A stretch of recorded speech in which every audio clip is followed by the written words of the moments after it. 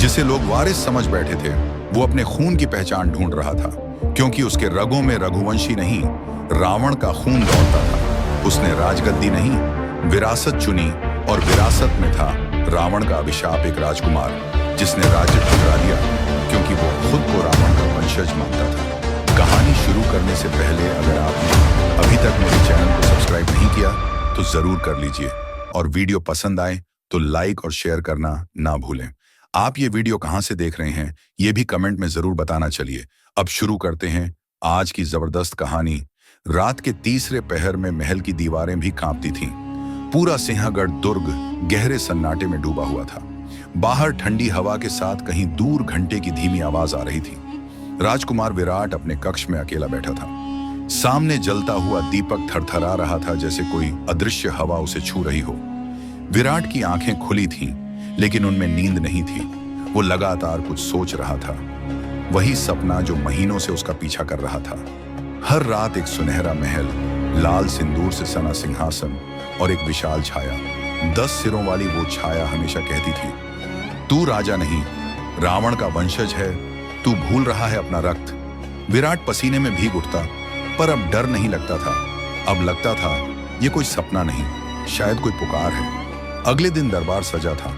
राजा धनराज सिंह ने घोषणा की, अब समय आ गया है, मेरा पुत्र सिंहासन संभालेगा। सिंहगढ़ का भविष्य अब विराट के हाथों में होगा। पूरे महल में जयकारे गूंज उठे। मंत्रोच्चार शुरू हो चुके थे। पुरोहितों ने यज्ञ की अग्नि जलाई, लेकिन विराट वहीं खड़ा था, न बिना हिला, न कोई मुस्कान, बस एक ठहरी हुई नजर राजा की तरफ। फिर उसने धीमे स्वर में कहा, पिताश्री, क्या मैं जान सकता हूं मेरी मां की मृत्यु कैसे हुई थी? राजा ठिठके। कुछ क्षणों का मौन छा गया। उसकी बात क्यों कर रहे हो आज? क्योंकि मेरी रातों में कोई और जागता है, कोई जो मुझे कहता है कि मैं इस सिंहासन का नहीं हूं। विराट उसी रात चुपचाप महल के सबसे पुराने गुप्त पुस्तकालय में गया। वहां धूल से सनी एक संदूक को उसने खोला। उसमें एक ग्रंथ था, लंका वंश की गुप्त कथा। वो ग्रंथ जैसे उसका नाम ले रहा हूं। उसने पन्ने पलटे और पढ़ना शुरू किया। जब रावण मारा गया, उसके कई पुत्र भी युद्ध में मारे गए, पर एक पुत्र महिरावण बच निकला। उसे दक्षिण के पहाड़ों में छुपाया गया। वहीं से शुरू हुआ रावण का गुप्त वंश। ये वंश आज भी जीवित है, परंतु उसे देवताओं से छुपा कर रखा गया। ग्रंथ के आखिरी पृष्ठ पर लिखा था, रावण के अंतिम वंशज की पहचान उसके ललाट पर अग्नि के आकार की रेखा से होगी। वह एक दिन उस स्थान में जन्म लेगा जहां सिंह गर्जना करता है। विराट की सांसें रुक गईं। उसने शीशे में खुद को देखा। उसके माथे पर हल्की आग की तरह टेढ़ी मेढ़ी रेखा थी। ठीक वैसी ही वह समझ गया, यही कारण था। वो सपना, वो आवाज, वो बेचैनी। अगली सुबह दरबार सजा था। सबने सोचा अब राज्याभिषेक होगा, लेकिन विराट ने जैसे ही कदम आगे बढ़ाए, सबका चेहरा चमक उठा। पर वो नहीं रुका, सीधे यज्ञ की अग्नि के सामने खड़ा हुआ। उसने ऊंचे स्वर में कहा, मैं सिंहगढ़ का उत्तराधिकारी नहीं हूं, मैं उस रक्त का वाहक हूं जिसे इतिहास ने राक्षस कहा। मैं रावण का वंशज हूं। पूरा दरबार सन्न, राजा अवाक। पुरोहितों की माला गिर गई। मैं राज्य त्यागता हूं। मेरी राह जंगलों की है, युद्ध की है, सवालों की है। मैं अब खुद को खोजने निकलता हूं, एक वंश की सच्चाई जानने जो राख में दबा है, लेकिन मरा नहीं।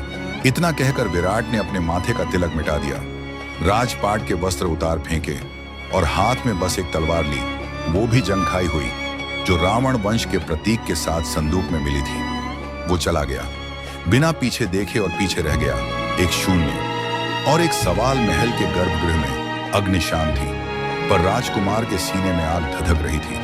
पिता का दरबार उसे बार बार उत्तराधिकारी बना रहा था, लेकिन वो हर बार मुस्कुराकर मना कर देता, मैं राजा नहीं बनूंगा, मैं वंशज नहीं, परिणाम हूं उस रावण का जिसे इतिहास ने राक्षस कहा। लेकिन सच्चाई किसी ने नहीं देखी। राज्य के गुरुजन चिंतित थे, एक ऐसा उत्तराधिकारी जो सिंहासन से डरता नहीं, पर उसे स्वीकार भी नहीं करता। रात्रि के अंधकार में वह श्मशान की राख मस्तक पर लगाकर ध्यान करता, और अगली सुबह सभा में धर्म के विपरीत प्रश्न पूछता। क्या अधर्म वही होता है जो विजेता कहे?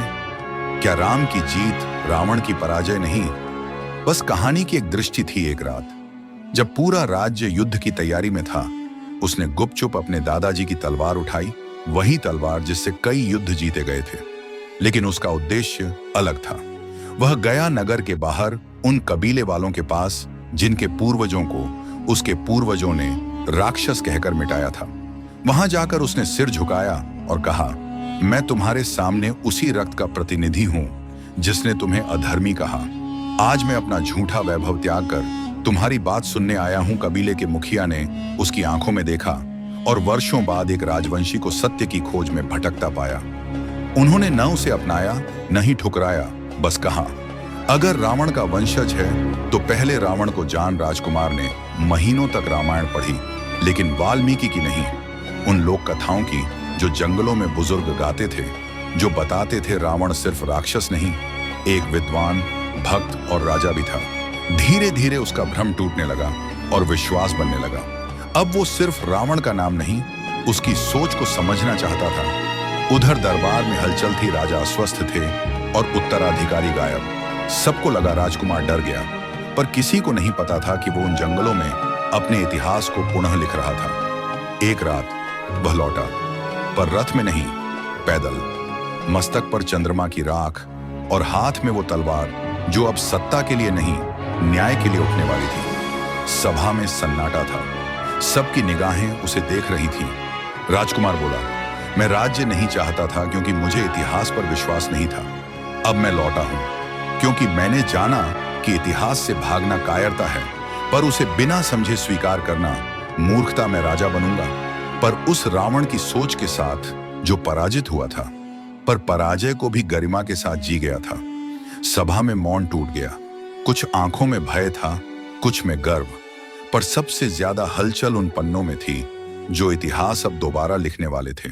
तो कैसी थी आज की कहानी, कमेंट करके जरूर बताना। अगर आप रोमांच और रहस्य सच्ची कहानी के प्रेमी हैं, तो हमारे चैनल को सब्सक्राइब करें और हमारे साथ इस रोमांचक सफर का हिस्सा बने। सब्सक्राइब करें, बेल आइकन दबाना न भूलें, ताकि हर नई कहानी आप तक सबसे पहले पहुंचे। मिलते हैं एक और नई रहस्य कहानी के साथ। जब तक हर हर महादेव।